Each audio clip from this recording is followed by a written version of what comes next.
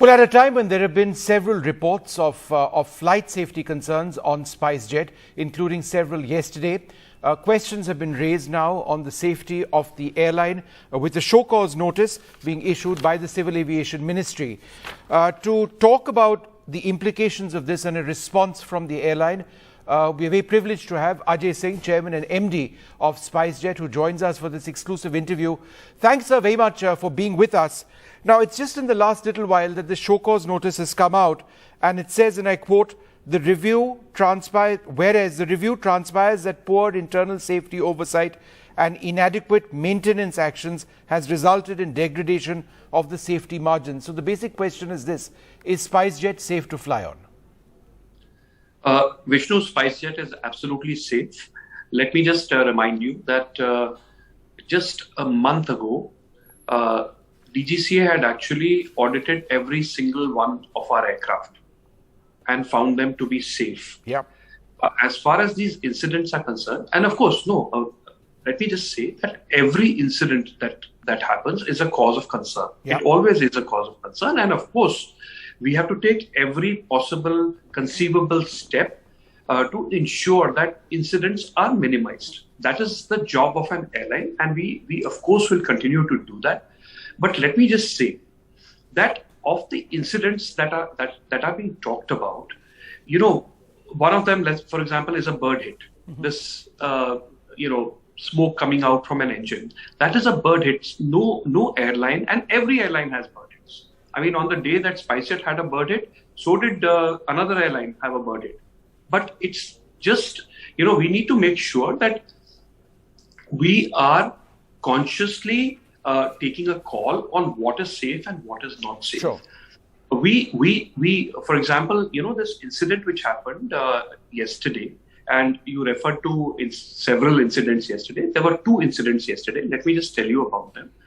The first incident was when an aircraft was diverted on a precautionary basis into Karachi. This is a flight which was going from Delhi to Dubai. And the pilot suspected that there could be, additional consumption of fuel. I mean, more consumption than there should be. So as abundant precaution, and he did absolutely the right thing, as abundant precaution, he diverted to the closest possible airport. Now, on analysis, we found that there was actually absolutely nothing wrong with the aircraft. And while we are still studying the plane along with Boeing, it seems that there is no real problem with Was the it aircraft. A wrong decision or a wrong call by the pilot? No, I don't want to say that at all, because, the pilot's job is to be absolutely 100% safe. I mean, that is absolutely the most important thing he can do. So I'll come back to this particular Karachi incident, but you were mentioning that one needs to look at every single case and not just sort of club it all together. But May 28th, you had a windshield crack on Mumbai-Gorakhpur. You had another windshield crack yesterday, which also took place. And therefore, and these were not bird hits. So those who say absolutely. that, there are maintenance issues, how are they incorrect?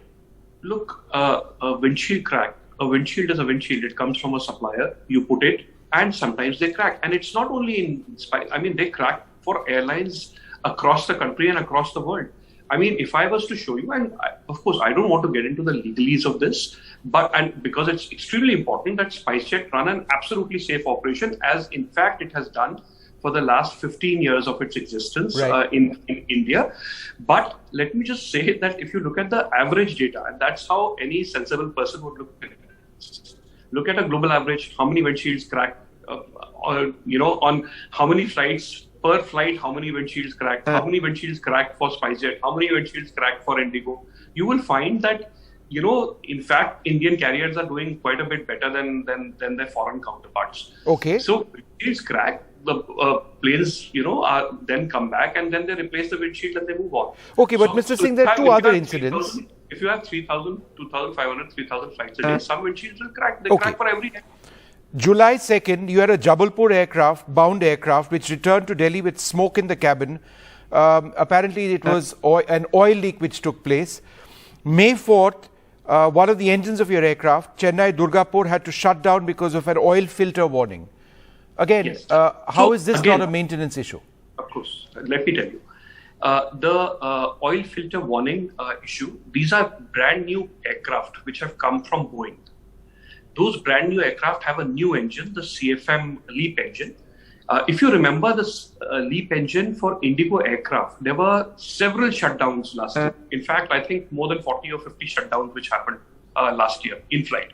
These are new engines and there can be some errors when a new engine is inducted into service. And just as there were shutdowns last year, there have been 2 in-flight shutdowns in SpiceJet's case in the time that we have operated the MAX. And these are brand new planes performing extremely well. So this is not at all a maintenance issue, not at all. These are, if anything, design issues related to a brand new engine being inducted. No, but isn't that then a safety issue? Even if it's not SpiceJet's fault in these 2 cases, is the MAX 8 safe to fly? So it's like this, that when a brand new plane is inducted and there is an in-flight shutdown, of course it is a cause of concern, no question about it. But planes are designed to fly on a single engine and land back on a single engine. Now, of the few thousand flights, in 1 or 2 flights, if there is a shutdown, of course, cause of concern, the manufacturer is alerted, they look into the engine, they do a boroscope, they try and rectify the engine or replace it or whatever. But it is absolutely not the airline's fault, not at all, or nor of the maintenance practices. Absolutely not. But sir, in that case, when just as it was not, Indigo's fault that there were so many in-flight shutdowns last year, 40, 50. But therefore, when the aviation regulator says it may be deduced that SpiceJet has failed to establish a safe, efficient, and reliable air service, isn't this a very strong indictment of your airline, sir? Look, this is a show cause. Of course, we will talk to them. They are absolutely right to be concerned, as we are. We will show them all the data. We will show them all our practices. We have recently been audited by IOSA as well. And we will show them. And if they point out that here are some gaps that we see in your system, we are very happy to ensure that we run an absolutely fail-safe operation. It's been 15 years since SpiceJet has flown. There has never been anything significant which has happened at SpiceJet. It's just that we believe that in the last few weeks, there has been, I think, reporting. For example, the smoke coming out of an engine was a bird hit. This incident which happened with the diversion at Karachi, there is actually nothing which has happened to the aircraft at all. If there is an air conditioning failure which has been reported, pressurization, these happen on a daily basis in airlines around the country. There's nothing unique or special which is happening over here. Of course, we understand the concern. We understand that this is being reported, and therefore it should be of great concern to all of us. And we are doing everything humanly possible to make sure that it's completely safe operation. But sir, when again the show cause notice says that you are financially cash strapped, and this is a fact. I mean, the airline is in a difficult situation. It also says that you're operating on cash and carry, and suppliers and approved vendors are not being paid on a regular basis, leading to a shortage of spares and frequent invoking of MELs or minimum equipment lists. Again, let me say, Vishnu, we will absolutely prove to DGCA that none. Of course, every airline in the world is in financial difficulty at this time. But this has absolutely no bearing, and no airline would ever compromise on safety as a consequence of that. And we will show that to DGCA. Of course, it's our job. So you're not regularly operating on minimum equipment lists. In other words, the bare minimum to allow a flight to take place. Vishnu, in fact, this minimum equipment list, over the last several weeks, we have dramatically reduced the aircraft operating on minimum equipment list. So, in fact, at our last meeting with DGCA, we had shown them that the number of aircraft which were on MEL has actually reduced a lot. So, while MEL aircraft are absolutely safe to fly, what MEL does is that it does not allow you to fly in certain conditions. That, in certain weather conditions, it won't allow you to fly, etc. But that is now down to a very, very small number of aircraft. What percentage of your fleet are you operating now in your Boeing fleet or on your Q400 fleet on minimum equipment lists? It's probably, maybe it's 5% or something like that. And is that within the normal standards of any airline? That 5% of your flights? And again, we will show that the data to DGCA. I mean, these are very normal issues, and it's not like if it's MEL on a day, it's MEL again on the next day. By the next day, you would have made some rectification, and then it would be off the MEL list. So 5% of your fleet would be several aircraft, would be what more? No, well more than it's the floating population. There's some go on MEL, some come off MEL, but it's very minimal. Vishnu, the MEL aircraft are not unsafe aircraft by any stretch of imagination. Sure. What when MEL does that it says that maybe you cannot fly at a high temperature, maybe you cannot fly at a certain if the airport is at a certain height, etc. Right. That's so what happens. they are also saying that they've carried out a financial assessment last year, and that you're operating on cash and carry. Is this not a problem that you have to pay for the fuel before you can mount a flight? No, so SpiceJet has been operating on cash and carry on fuel for the last, I think, 10 years. So, I mean, airlines choose their own method of paying up. And I think, we are very happy that we actually pay for fuel in advance before we fly a plane. And therefore, we owe absolutely nothing to any oil companies at this point of time. So it's a mechanism where we get additional discount from oil companies because we pay in advance. Okay. What about suppliers and approved vendors not being paid on a regular basis? Look, whenever there is financial stress in an airline, there is always some give and take which is going to happen with suppliers. There will be installments provided to them. There will be some delays in making payments. Again, this has nothing to do with safety or spare parts being available. No aircraft can ever fly unless it's 100% safe. Right. So, are you delaying payments to your vendors?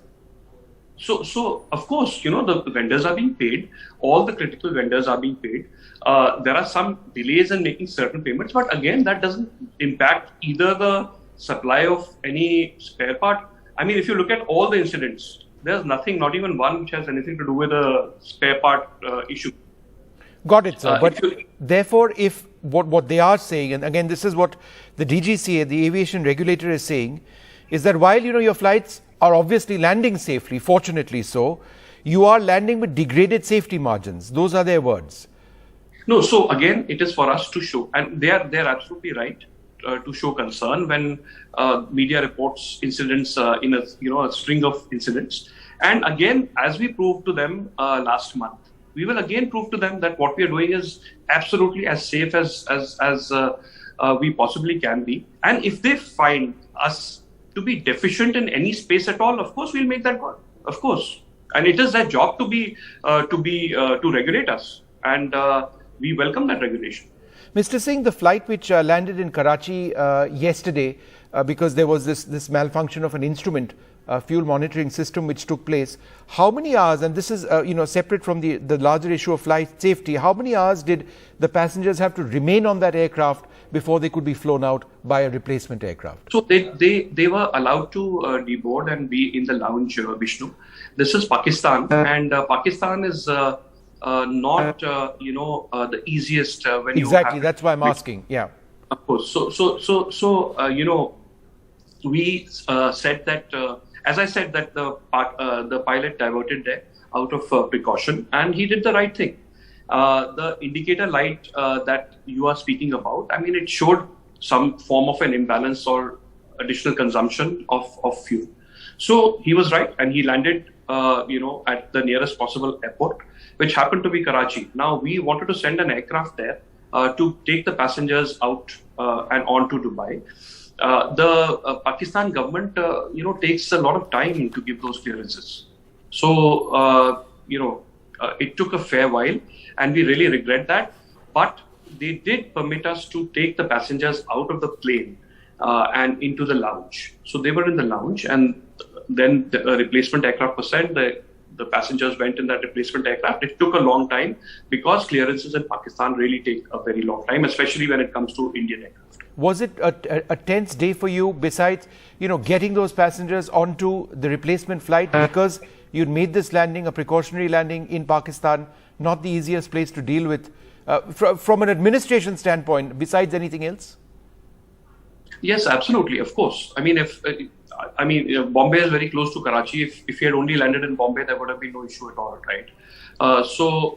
It's just that it happened to be Pakistan, and of course, you have to use your best officers to get clearances in Pakistan. And for India, the rules sometimes. I mean, it takes longer. So I don't want to criticize anybody here. Sure. All I want to say is that, of course, it took much longer, and therefore it was tense, because it was of great concern to us that the passengers were in Pakistan and needed to be flown as soon as possible to Dubai. And sir, did the government actually get involved in the process of trying to ensure that permissions were given for the replacement flight to land to get into Pakistan? Well, we had kept the government, the regulator, as well as our ambassador in Pakistan informed. And of course, everybody assisted in the process. All right. Well, that's great to know. And I'll just end this interview with, what I started on. Is SpiceJet a safe airline to fly? SpiceJet is 100% safe airline to fly, as it has been for the last 15 years. All right, Mr. Ajay Singh, thanks. Appreciate your coming on board, taking on all of these questions on the basis of this show cause which has been issued to the airline. Hopefully, the SpiceJet remains as safe as you believe it is. Thanks very much, sir, for being with us.